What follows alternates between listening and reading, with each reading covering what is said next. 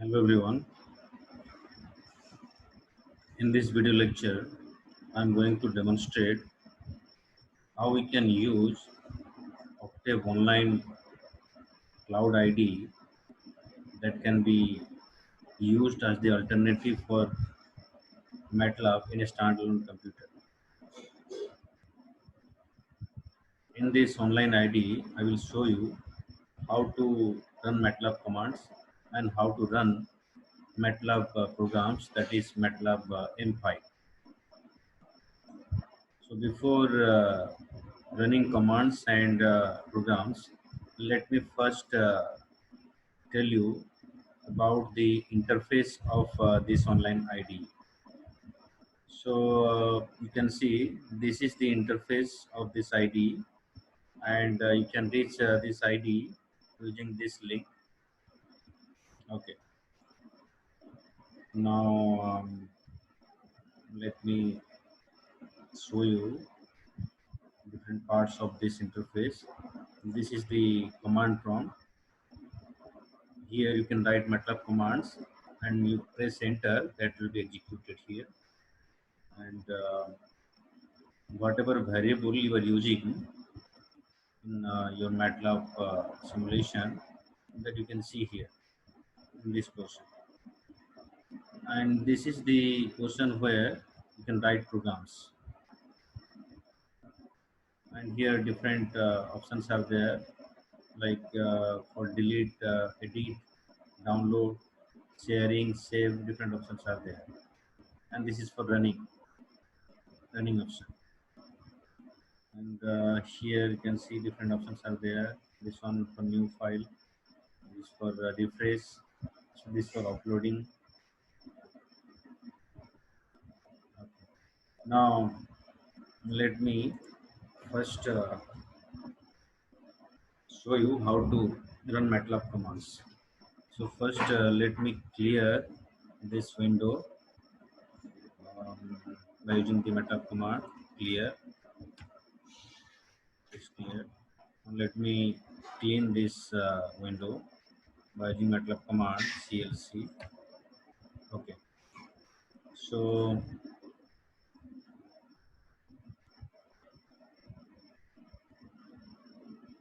okay, now we'll run here MATLAB command. Suppose A equals to 10 and C is assigned 10, B equals to 20, B is assigned 20. Suppose I want to add these two values A and B, so C equals to A plus B, enter. I can see these two values are added and the result stored in the variable C. So C equals to 30, 10 plus 20 equals to 30. And I used here three variables A, B and C, and these variables you can see here in this section. Okay. Now I'll show you how to run programs here, how to run script files. I have already written script files here. Let me show you. This is the script file I have already written here. This script file is for a user-defined function mymax, and it takes 5 arguments, n1, n2, n3, n4, and n5, and it returns one value which is stored in this variable max. So whenever I want to run this program, I have to call this function name mymax, and while calling this function mymax, I have to pass these 5 numbers as input. And then when I press enter or when I execute, this function will return me the maximum value among these 5 values, and that will be stored in this variable max, or you can write any other variable also. So let me run this program here.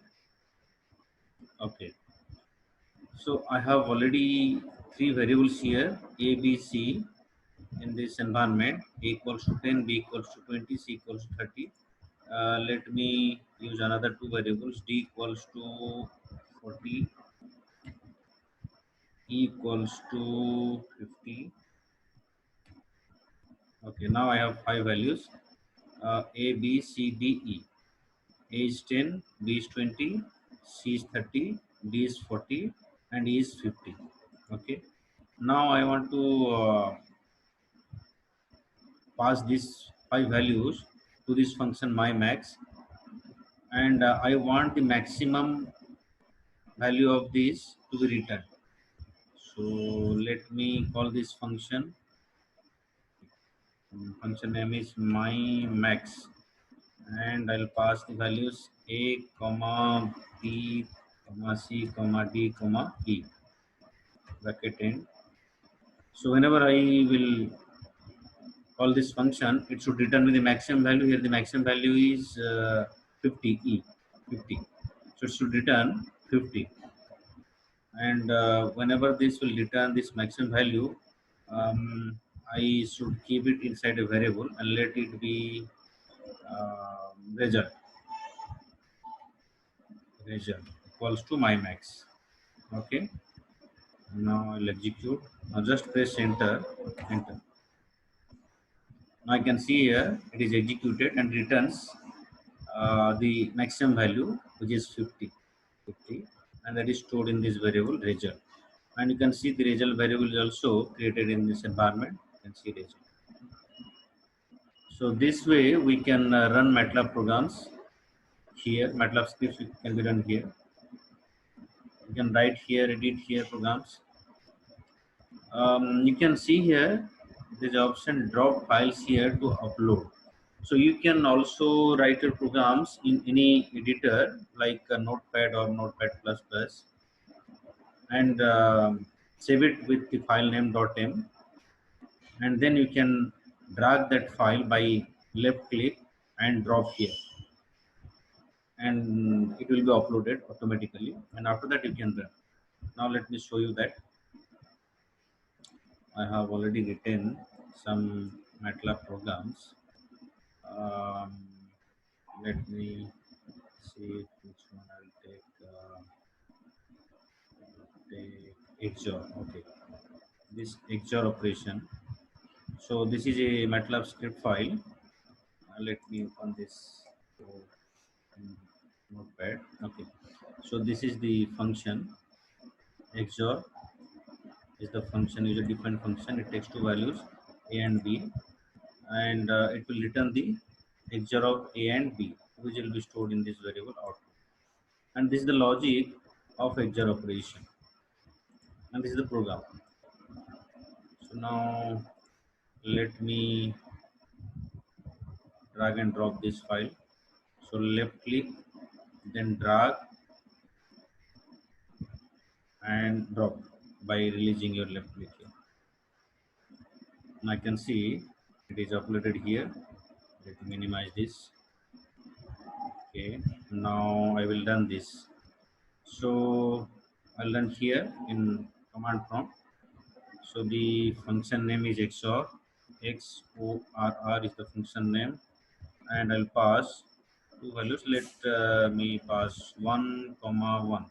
So XOR of 1 and 1 will give 0, and I want to store this result in another variable. Let it be res equals to this. So res equals to XOR of 1 and 1.